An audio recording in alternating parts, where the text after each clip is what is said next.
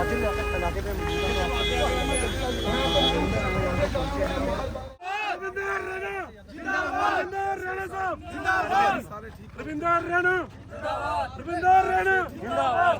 Raina BJP BJP BJP BJP Ravinder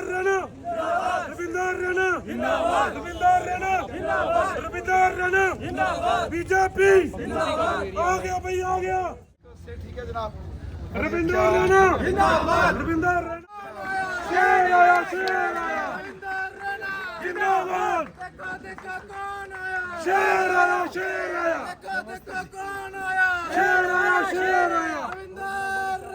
जिंदाबाद जिंदाबाद जिंदाबाद भारतीय जनता पार्टी जिंदाबाद भारतीय जनता पार्टी जिंदाबाद रविंदर रैना जिंदाबाद। देखो देखो कौन आया शेर आया शेर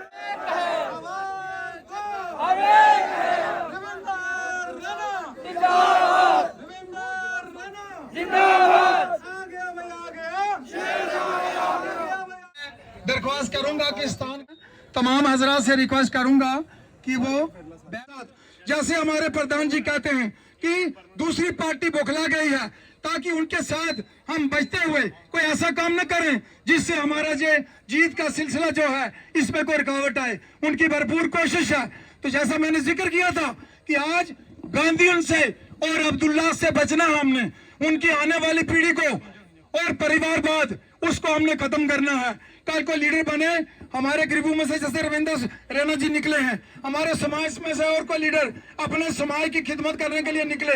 ऐसे ना हो वो परिवार जिन्होंने 70 साल तक हिंदुस्तान की उस सरजमीन को लहूलुहान कर दिया है, आज उनके बोए हुए कांटे 47 में मुल्क की तकसीम, ये आज भी वो जख्म हरा है, तकलीफ देता है हमें। तो मैं ये कहूंगा कि खबरदार रहें ऐसी इलाकाई पार्टियों से जो देश को तोड़ने, लोगों को बांटने के लिए, महज अपने बच्चों को कुर्सियों पर बिठाने के लिए तकरीरें और षड्यंत्र करते हैं। तो मैं अब रैना जी का अदल कैंडिडेट और आने वाले चीफ मिनिस्टर मोहतरम जनाब रविंदर रैना जी के हवाले करता हूँ।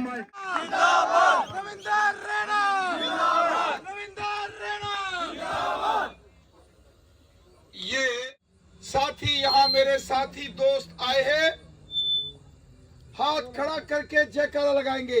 भारत माता की, भारत माता की, भारत माता की। भारतीय जनता पार्टी जिंदाबाद, भारतीय जनता पार्टी जिंदाबाद। मोदी सरकार जिंदाबाद, मोदी सरकार जिंदाबाद, मोदी सरकार जिंदाबाद। एक बार ताली बजाकर हर हर मोदी, हर हर मोदी, हर हर मोदी, हर हर मोदी, हर हर मोदी, हर हर मोदी, हर हर मोदी, हर हर मोदी, हर हर मोदी, हर हर मोदी, हर हर मोदी, हर हर मोदी, हर हर मोदी, हर हर मोदी। भारत माता की हिंदू मुस्लिम सिख इत्तेहाद जिंदाबाद, जिंदाबाद। हिंदू मुस्लिम सिख इत्तेहाद जिंदाबाद, जिंदाबाद। मोदी सरकार जिंदाबाद, मोदी सरकार जिंदाबाद। बहुत बड़ी तादाद में, सैकड़ों की तादाद में आए हुए मेरे भाई बहने, माताएं, नौजवान साथी, बुजुर्ग, आप सबको मैं हाथ जोड़कर नमस्कार, आदाब और सत श्री अकाल पेश करता हूं। मेरे साथियों, मैं दिल की गहराई से यहां बगनौटी की सरजमी पर पहुंचे। मैं तो कहता हूं यहां की रैली का नजारा देखकर और यहां के नौजवानों का जज्बा देखकर मैं ये मानता हूं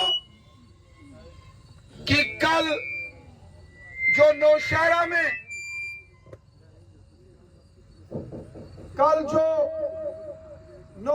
में, अमित शाह साहब की रैली होने वाली है, अगर मुझे इस आपके बगनौटी के जोश और जुनून का पता होता तो मैं अमित शाह साहब की आज रात ही तो नहीं।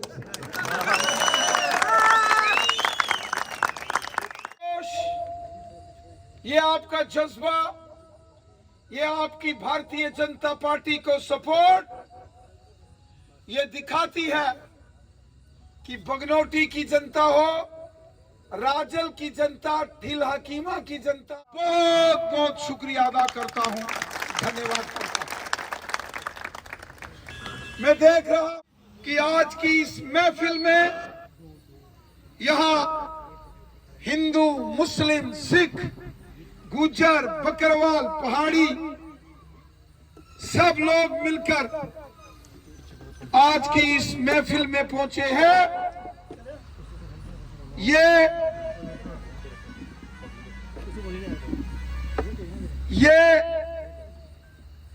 जो महफिल आपने आज यहां सजाई है, इस महफिल का जोश और जुनून देखकर आप सबका जो मोदी जी के लिए, भारतीय जनता पार्टी के लिए प्यार और सपोर्ट है, उसको मैं सैल्यूट करता हूं, आपको सलाम करता हूं, आपके जज्बे।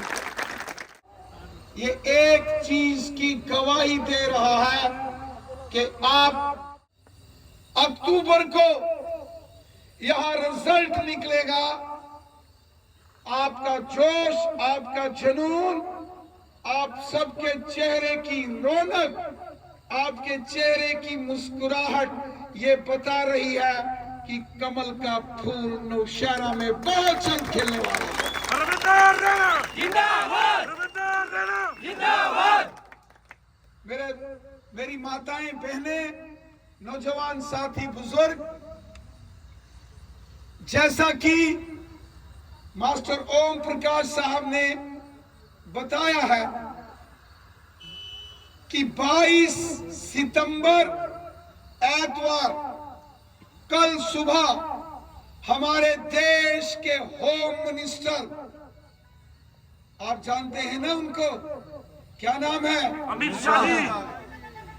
तो जहां जाते हैं ना तो एक ही नारा लगता है, अमित शाह वाह वाह।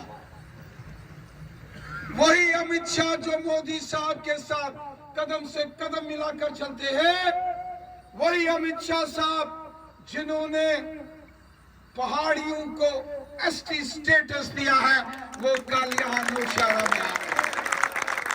शेर कल नौशहरा की सरजमीन पर आ गया। इसलिए मैंने कहा, आज अमित शाह साहब कहां थे? मेंढर, सुरनकोट, थन्ना मंडी, रजौरी, वहां से अभी अभी वो जम्मू पहुंचे हैं। ते अगर असा ही पता होना कि बगनौटी से चलवा तो 10 मिनट जहाज था तारी लेना, क्या फर्क पड़ा से। लेकिन ये जलवा, ये जोश कल सुबह 10 बजे नौशहरा स्टेडियम में भी इस बगनौटी, टंडेसर, चकजराला, राजल, लंबेड़ी, ये सारी जनता का जोश और जलवा कल हमको नौशहरा के स्टेडियम में सुबह 10 बजे नजर आना चाहिए और आएगा, मुझे आप सब पर विश्वास है।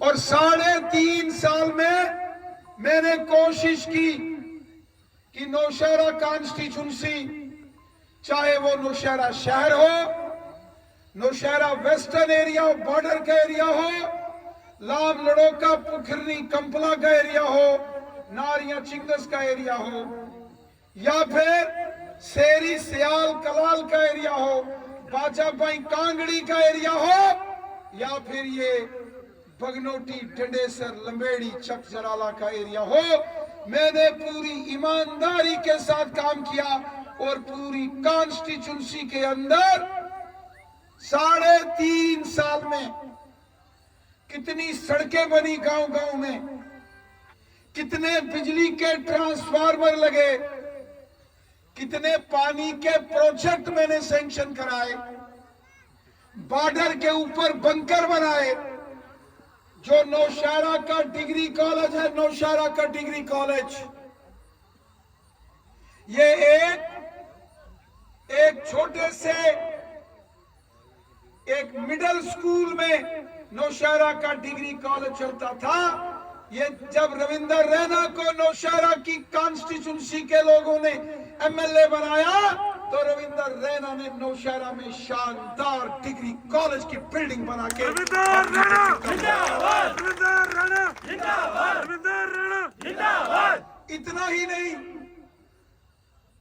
इतना ही नहीं, नौशहरा के डिग्री कॉलेज में जो मेडिकल और नॉन मेडिकल के सब्जेक्ट आए हैं, ये भी रविंदर रैना ने मेहनत करके लड़ाई असेंबली के अंदर करके लाए। आज आप देखो,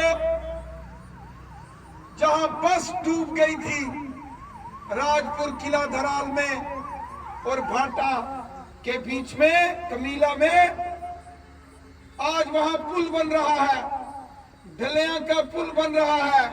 हंजाना और बरेरी के बीच में पुल का काम शुरू हुआ है, तो आपके बगनोटी और दब्बड़ के बीच में 10 करोड़ रुपए का पुल का काम शुरू हुआ है। ये रविंदर रैना की देन है। जिंदाबाद। इतना ही नहीं, आप अगर देखेंगे तो यहां से अगर आप नजर घुमाएंगे, ढेरा और धड़ाट का पुल, दंदानी और तला का पुल, और ये यहां तहसील ढेरा तहसील ऑफिस से शेरी तक की सड़क, ऐसे कितने काम, चक जराला की सड़क, बगनोटी नाला, डंडेसर, गुरुद्वारा मोहल्ला, अगर मैं अपने काम गिनाना शुरू करूं तो अगले 2-3 मुझे लगातार स्पीच करनी पड़ेगी। 2-3 इतने काम हमने 3.5 साल के अंदर किए। हजारों की तादाद में आप मेरे भाई बहन आए। जब फार्म भर रहा था तो ARO जो निशारे के हैं, कमीशन जो ADC साहब, उन्होंने कहा जनाब इस फार्म भरने की 10,000 रुपया फीस लगती है। मैंने कहा जनाब ARO साहब मेरे पास 10,000 नहीं है। उन्होंने बोला नहीं, फीस तो लगेगी। जब वो बार बार कहने लगे तो मैंने जेब में हाथ डाला और जब उधर से हाथ नीचे उन्होंने देखा ADC साहब ने, तो उन्होंने कहा फिर भी देने पड़ेंगे। तो मैंने बाहर किसी से उधार लिए, भाई मुझे कोई थोड़े फीस जमा कराने के लिए उधार दे दो। पूरी जिंदगी ईमानदारी से काम किया है, आज भी, और जिंदगी की आखिरी सांस तक यही हमारी कमाई है। किसी ने कहा रविंदर रैना की क्या कमाई है? रविंदर रैना की कमाई ईमानदारी है और रविंदर रैना की कमाई इंसाफ है। इंसाफ। रविंदर रैना जिंदाबाद, रविंदर रैना जिंदाबाद, रविंदर रैना जिंदाबाद। हमने कभी दुश्मन के साथ भी नाइंसाफी नहीं की है। लोगों ने बड़ी बड़ी बातें मेरे ऊपर बोली, क्या क्या नहीं बोला, क्या क्या नहीं बोला, लेकिन हमने कभी अपने जो सियासी दुश्मन या सियासी जो कंपिटिटर्स होते हैं, हमने कभी ऊंची आवाज में उनसे बात नहीं की। आम लोगों को तो छोड़ो, हमने जो अपने सियासी मुखालिफ जो सियासतदान है, हमने उनको भी कभी ऊंची आवाज में उनसे बात नहीं की, कभी नहीं की। नीति में आया था, वो थे स्वर्गीय अटल बिहारी वाजपेयी साहब। वो कहते थे हंसते रहो, मुस्कुराते रहो, लोगों को गले लगाते रहो, लोगों की परेशानियां दुख सुख में शामिल होते रहो, आगे बढ़ते रहो। हमने सियासत, राजनीति, पॉलिटिक्स अगर सीखी है तो अटल बिहारी वाजपेयी साहब से सीखी है। हम अटल बिहारी वाजपेयी को मानने वाले हैं। मैं 2 बार अटल बिहारी वाजपेयी साहब से मिला। जब उनका जन्मदिन होता था मैं वाजपेयी साहब से मिलने दिल्ली जाता था। छोटी उम्र में जाता था, क्योंकि जब मैं टीवी में उनको बोलते सुनता था, ये आज के जो हमारे बच्चे हैं, हमारे जो आज के नौजवान पीढ़ी है, मैं इनको कहूंगा कभी यूट्यूब पर अटल बिहारी वाजपेयी साहब के पार लेनी चाहिए। हमारा देश रहना चाहिए, तिरंगा झंडा बुलंद इसको मानते हैं। इसीलिए जब कोई मेरे दफ्तर में भारतीय जनता पार्टी ऑफिस में आता है, कभी खाली हाथ नहीं गया है। जो हमारे दरबार में जब पब्लिक दरबार लगते हैं, या मेरे दफ्तर में या मेरे घर में कोई काम लेके आया, वो ये नहीं कह सकता कि रविंदर रैना ने मेरा काम नहीं किया। सबकी इज्जत करते हैं। हम कहते हैं इंसान की जिंदगी कितनी है, जब तक जियो लोगों की मदद करके जियो। तभी तो जब मैं कश्मीर में जाता हूं, आपने मीडिया, टीवी, अखबारों में, फेसबुक, ट्विटर, इंस्टाग्राम में देखा होगा, जब मैं कश्मीर में जाता हूं, हजारों की तादाद में वहां के हमारे मुसलमान भाई बहन अपने घरों से बाहर निकल के हमारा वेलकम करने आते हैं। वो जानते हैं कि ये बंदा जो है, ये इंसाफ पसंद और ईमानदारी से काम करने वाला शख्स है। इसीलिए दुनिया चलती है। मेरे भाइयों बहनों, आज फिर इलेक्शन आ गया है और आज दिन बचे हैं 3, 22, 23, 24, 25 तारीख को वोटिंग है। और देखो 3 दिन बचे हैं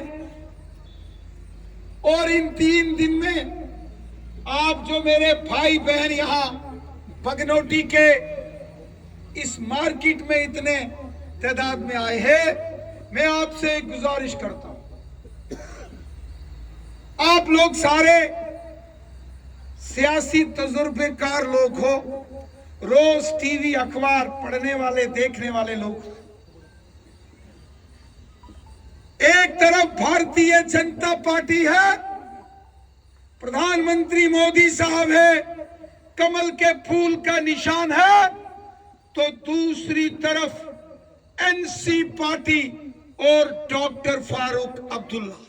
वो देश की रक्षा करता है, सीने पर गोली खाता है, और कोई उसको जवान को कोई इल्जाम लगाए, क्या ऐसी पार्टी को वोट देना चाहिए?